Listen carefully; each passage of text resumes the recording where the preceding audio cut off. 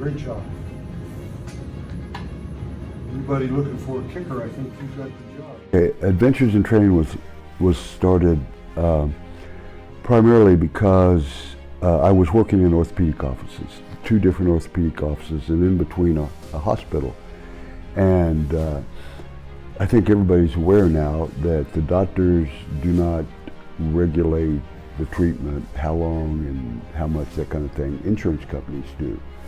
So we would do a surgery on maybe we did a hip replacement or a knee replacement, and the insurance company would say, okay, you've been here 12 weeks or whatever, and so you're done.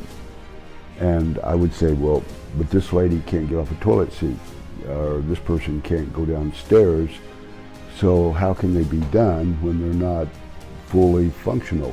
Functional means that they can live their life in a abundant way. And so it just was not right. And so that's where ATP was really birthed. Now since the war in Afghanistan, we pulled troops out of there, so many of these soldiers have come home, and they've come home wounded physically and mentally. I've got a guy with a bullet hole in his head. I mean, it's healed up, but you can see the scar going completely through the skull, and other guys that have been in explosions, blown up. Those things leave trauma. Well, if you'd gone through what most of these guys have gone through, they're not defecting. You know, they were there away from their families. They were serving our country, and they were in combat. Some of them, the problems they have is because of friends that were killed and didn't come home. Some of them was because they had to kill people. These are things that are just, we don't think about. So where do they go? And what's the answer? You know, we have a VA.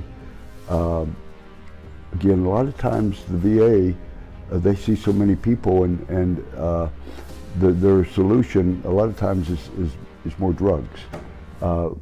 Our solution isn't more drugs, it's more movement and activity. So we focus on that, the activities, the training, and the excursions and adventures that we take. I think ATP right now has touched enough people, and the word is getting out, because we're pretty busy with people from the time we start to the time we finish up. And the other big thing about it, and we can talk more if you want, are the adventures. So we're not just training to come in here and do some weightlifting things. You know, we've climbed Mount Kilimanjaro, I think 3 or 4 times. We do the Grand Canyon. We've got an overnight hike coming up pretty quick. That's going to be along one of the trails and the rivers, and we do rock climbing. So so those adventures are designed to really bring some life and fulfillment to people.